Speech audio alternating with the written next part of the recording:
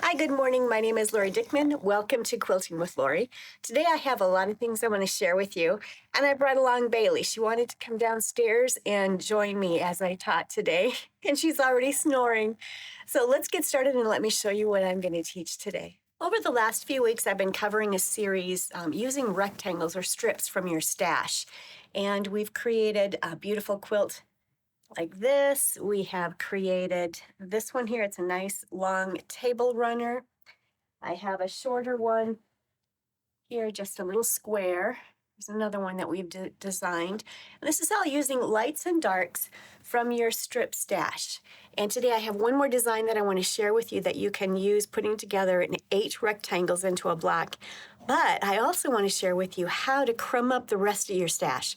I am gathering a lot of parts and pieces as I'm subcutting all of my strips, and I am making some beautiful crumb blocks. So I'm going to first share with you how to make these rectangle blocks and another design that you can use, but then I'm going to show you how you can crumb up the rest of your stash and make some beautiful blocks and quilts using your crumbs.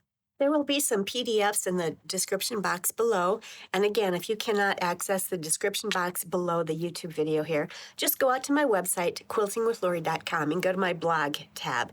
And you can get all of the PDFs for anything that I've created on my videos. They'll be linked there. There's a couple of them that I'm offering today. One of them is just the rectangle quilt blocks from with the fabric strips. And I'm showing you a variety of the blocks that we've already created using 8 rectangles in the square.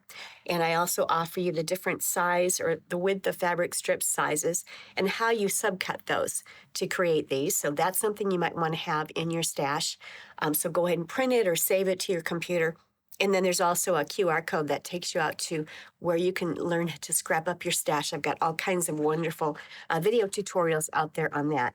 Then I also have the PDF for today's class where I'm teaching you how to make these designs. And I'm calling this cordon session. It reminds me of that log cabin courthouse block. It's a very similar block. So we're going to show you how to do that using the block that has the dark centers or the light centers. And I apologize for my voice. I'm having some allergies today. And of course, we've got Bailey at my feet here. She's already sound asleep. She's got to be wherever I am. So you might hear her snoring, and I apologize for how I sound. Hopefully you can understand me as I teach you this today. And for those of you who are new to my channel, you might not be aware that I do have a video that I'm going to link below in the description box, but it teaches you step by step on how to get your scrap stash cut, sorted, organized, and ready to use so that you can make beautiful quilts. It corresponds to my book, Speedy Solutions to Cut and Organize Your Scrap Stash. So I'll have a link below on these books as well, and this is out on my website. This is the techniques book. This is the patterns book. Between the two, you learn everything you need to know about getting your scrap stash cut, sorted, organized, stored, and ready to use. Plus, you get 17 scrappy patterns. So you might be interested in checking that out, and I'll have the links below. Now let's get started. What I've been using to create all of these different designs using the rectangles is my 2-inch strip stash, and I have been pulling that out and subcutting it into 3.5-inch squares. And depending on the width of the fabric strips that you're using, this PDF here will tell you what size you need to subcut those rectangles to. Since I'm using a 2-inch with the fabric strip, I need to subcut my rectangles into 3.5-inch rectangles. So that's what I've been doing. As you're going through and subcutting the strips, you're going to end up with some leftover rectangle pieces. And you'll see a lot of that in here. And I've been just throwing a lot of my crumbs or my various oddball pieces in this bag. And I have been creating some wonderful crumb blocks.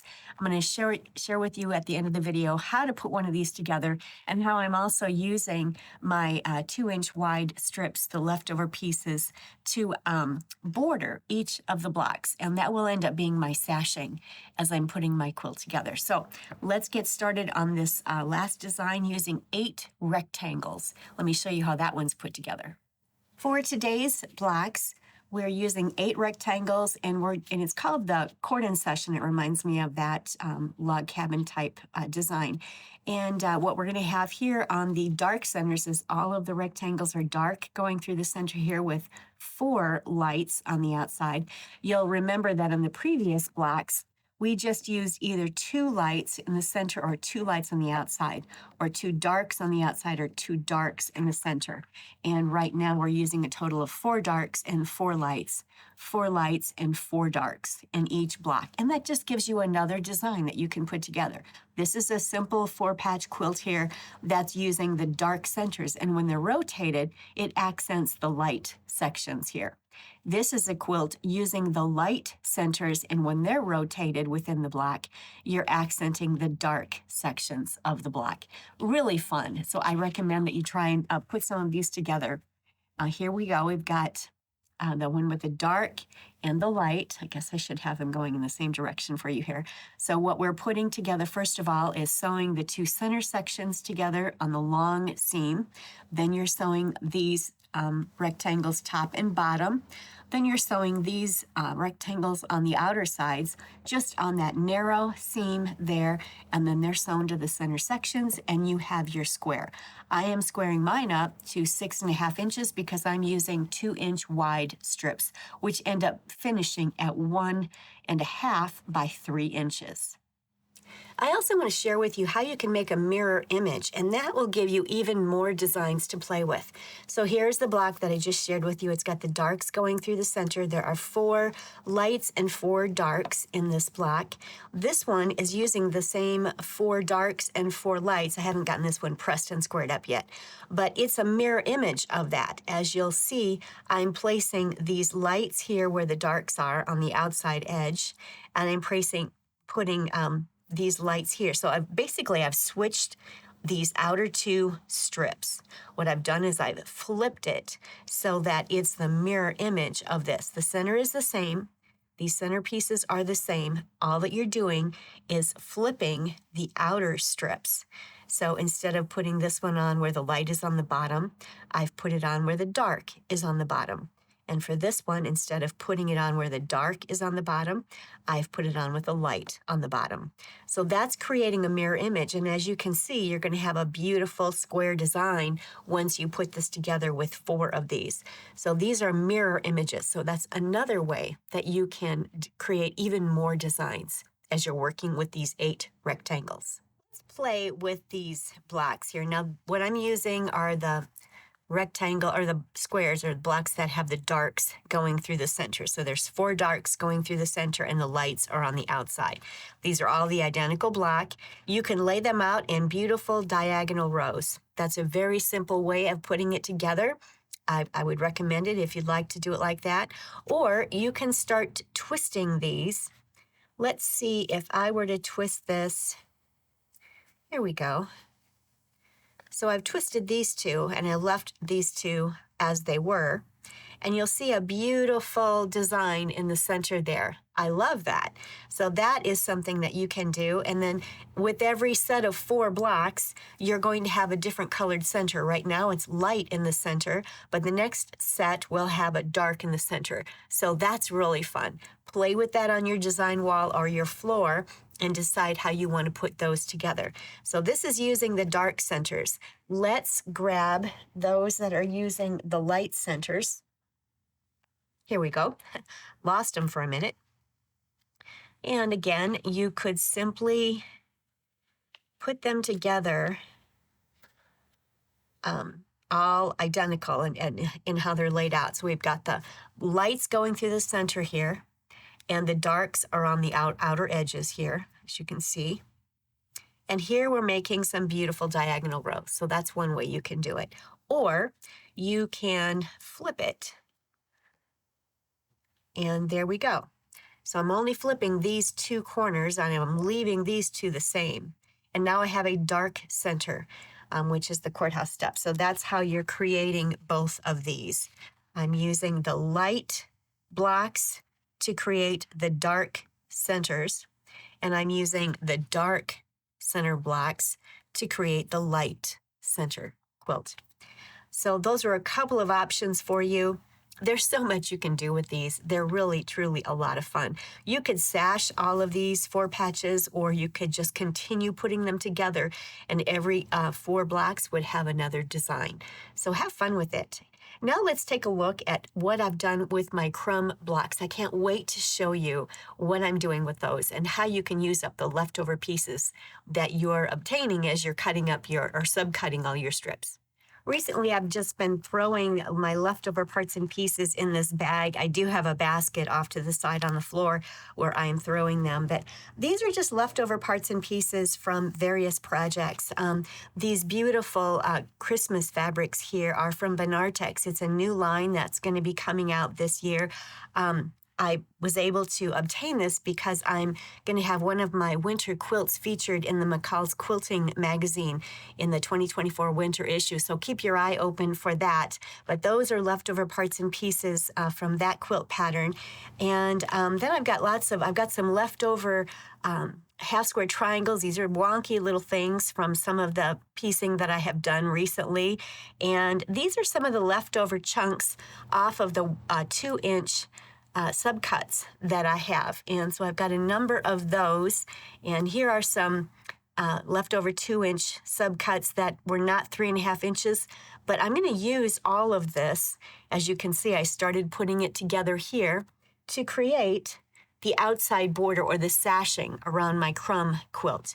So a lot of this I put together just from various projects. Here, a lot of these black, white, and red is a project that I'm working on. It's a challenge, and I'm calling mine Black, White, and Red All Over. So these are some leftover chunks from that. And sometimes if you have really large chunks, you can cut them up into smaller pieces so that you can easily crumb them. So now let's take a look at how I put together the center block. In all of my center blocks, I made them so they were about 7.5 inches with all of the brighter fabrics. And then I added my 2-inch wide strips in various configurations to come all the way around and sash the blocks.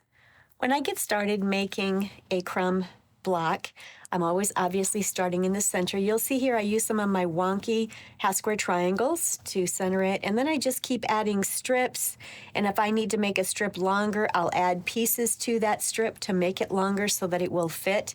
And with each seam that I add, I finger press it and trim away excess seam allowance that I don't need. And once it's all finished, then I will press it and I'll square it up. And these are squared up to 7.5 inches. Now let's get started here. So I'm just going to find the smaller pieces that are in here. All right, so I've got these two right here. I'm just going to sew them together. It doesn't matter if it's a complete 1/4 inch or less. That really doesn't matter. I might put together some of these wonky green ones here. These are not even perfect triangles. These are just some wonky leftover cuts. So right now what I'm doing is just putting something together to create a center.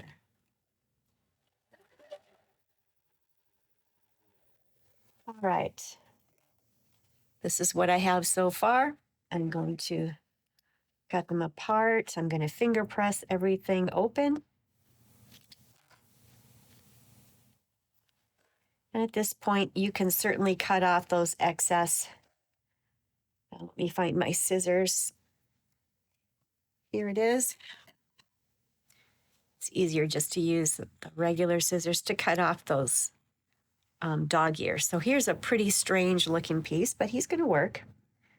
Doesn't matter what it looks like when you're crumb quilting, anything goes.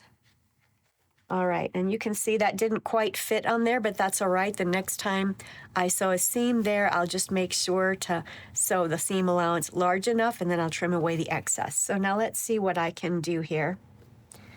Let's put this with that. I'm just trying to create something large enough that will work with this other piece. Let's see what we've got.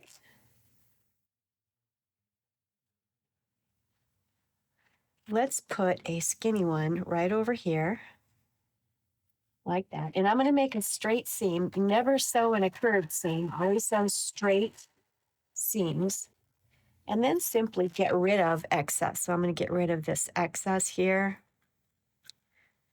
And I will finger press that open. I'll get rid of this excess. Now let's see if I can add this to this end. Yes, I can. There we go.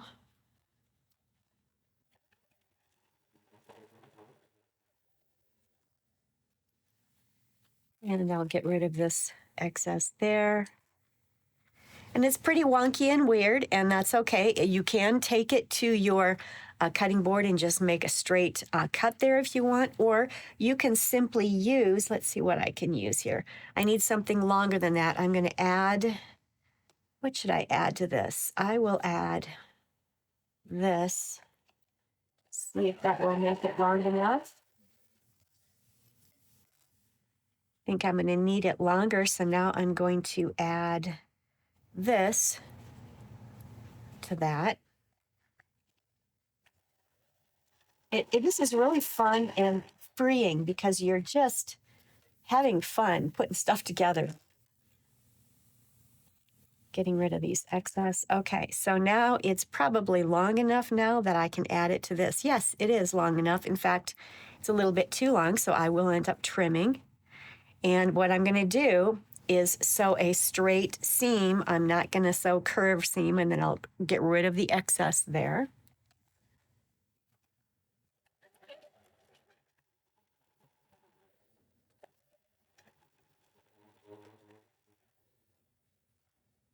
All right, so I'm going to get rid of this excess.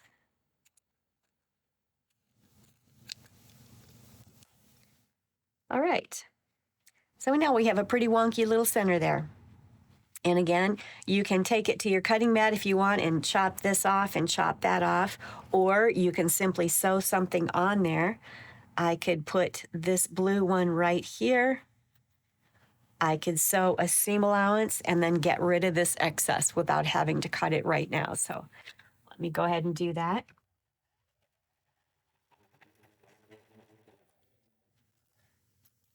What I love about this too is that you are simply just getting rid of all of these excess weird pieces, and you're creating something fun, and it will end up being beautiful. All right, so this is what we have now. Now I could actually take all of these half square triangle units. I don't have them pressed open. I'm just going to finger press them. I could sew them together. I need a bigger one here. Let me find some that fit a little better. Okay, I'm going to sew these together. And I'm going to make a strip of these wonky half square triangles. So I have those sewn together. Here's another one.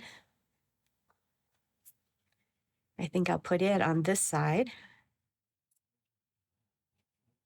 There we go.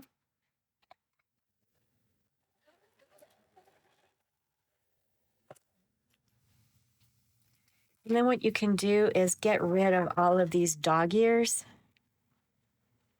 You don't need all those dog ears in your seam allowances, so I'm just cutting off any of those little triangle dog ears. So I've got a wonky little half square triangle strip, and it might fit along the end there. And I need to straighten that seam out. I could certainly cut that across if I wanted to, or I could simply just sew this across it, which is what I'm going to do, and then trim away the excess. And again, always sew in straight seams. So here's all the excess. I'm going to trim it away. And my seam allowances are approximately 1/4 of an inch, not necessarily always, and that's okay. So now, here I've got a bunch of little stuff that can go in my pet pillow bag because they're so tiny they can't be used. Now I'm going to get some longer strips. And so I do save some of these longer wonky strips in order to finish off some of my crumb blocks because you need bigger pieces when you get out to the end. All of this right here is pretty small, and so I can probably use that one with another triangle. But this is stuff that I would put in my pet pillow to fill it up. I like to create one of my pet pillows. The pattern for the pet pillow is in my Speedy Solutions book. It's in this book right here. And if you wanted to create that, you can then clip it or tape it to your cutting table. And as you're going through and cutting up your stash over the next few months, you can fill it with these tiny pieces, which will create a softer pet pillow.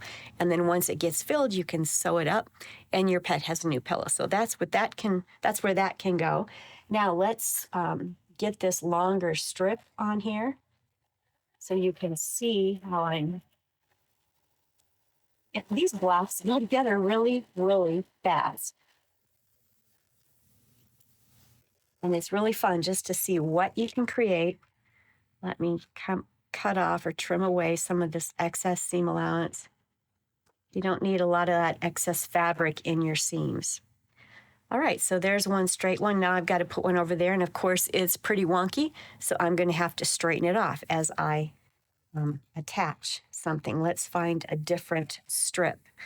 Let's see, what do we have here? Here's a black one. All right, we're going to put this black strip on here.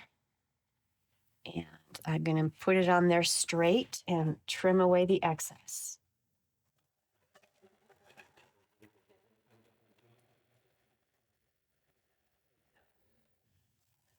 And as you see, what I'm doing right now is just when I'm opening the seams, finger pressing at this point.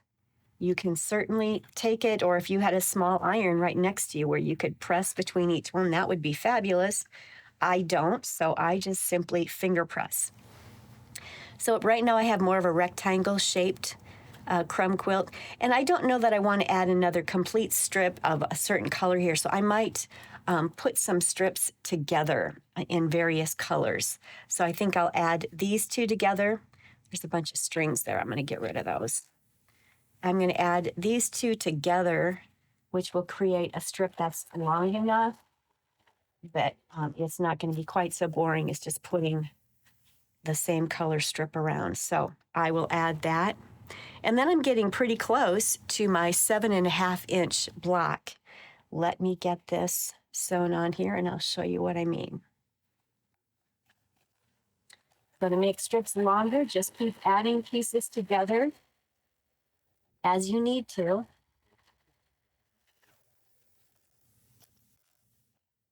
All right. So it's getting a little bit more square.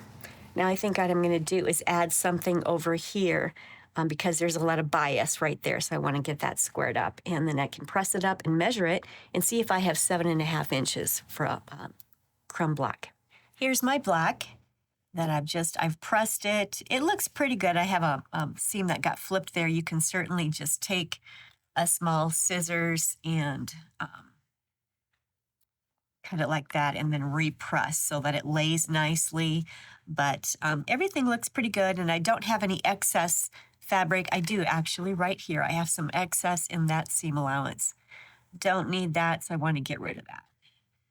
And that's the one thing you want to be careful of as you're putting together crumb quilts. Sometimes you get some excess fabric in the seam allowances, and you do want to get rid of as much as possible. You only need 1/4 inch or less seam allowance in the crumb quilts.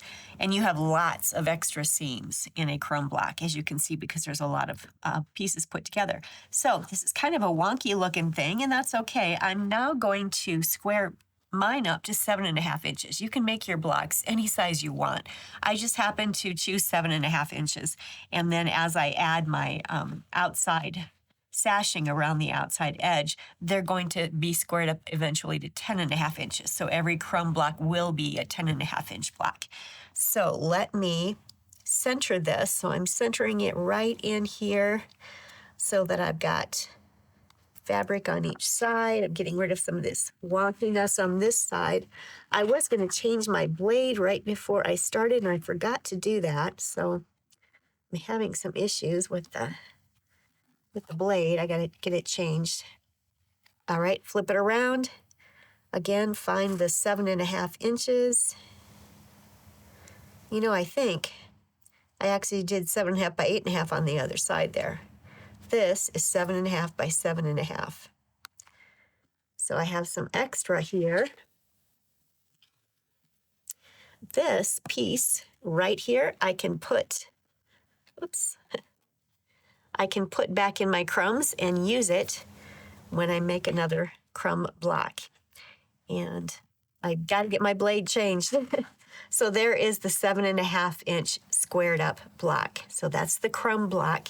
And it's real wonky in the center, but I love it. The scrappier, the better. The more colors you use, the better.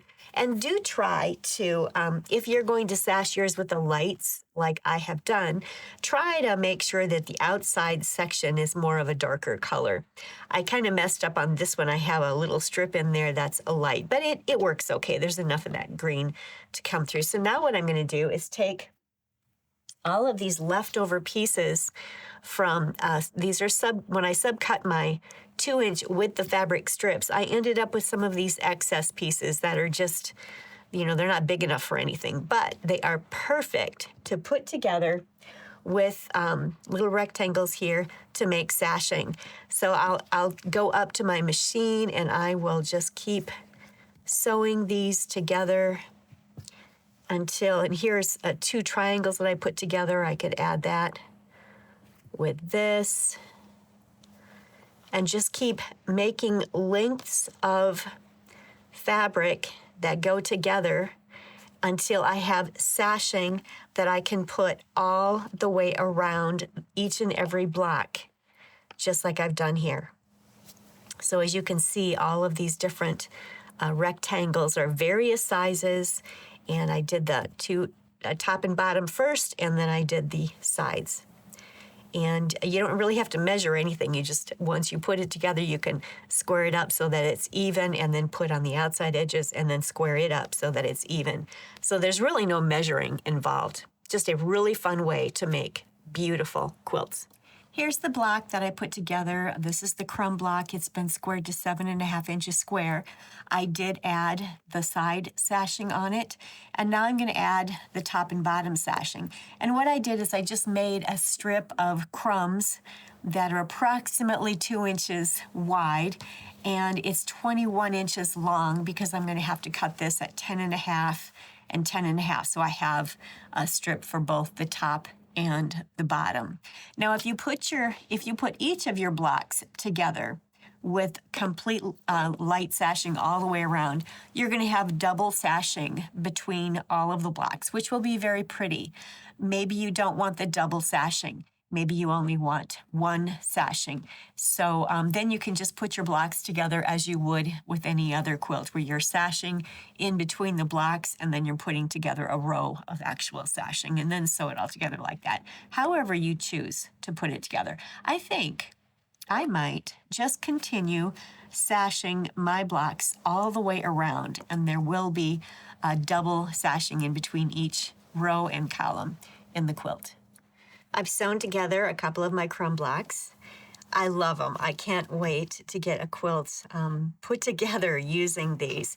And here are some more of my crumb blocks. These are the 7.5-inch blocks that I've already created. I've been putting these together. Every week I do a couple of them as I have been working on these rectangle blocks. As we've been subcutting these, I have ended up with parts and pieces. So that has prompted me to get into my stash and pull things out and just start creating these beautiful crumb blocks. Every one is completely different. I love it. And if you want more of a uniform type scrap quilt, if you like it to be a controlled scrappy, I think by adding sashing like this, where it's all in the lights, that helps to give your eye a resting place as you're looking at a quilt. So that's something to consider. If you like it as scrappy as possible, you can certainly just put all of these together, and you again can make these crumb blocks any size you want. And I'm hoping that you're all enjoying putting together some wonderful rectangle quilts using your rectangles from the strips that you're subcutting. Again, don't forget to grab all of the PDFs that I have attached in this series. I'll make sure to link series part 1 and 2 as well, so that you can grab all of the PDFs that you need for these quilts. So thank you so much for joining me today. I look forward to next week where we can show you some more wonderful ways to use up your scrap stash. Until then, happy quilting.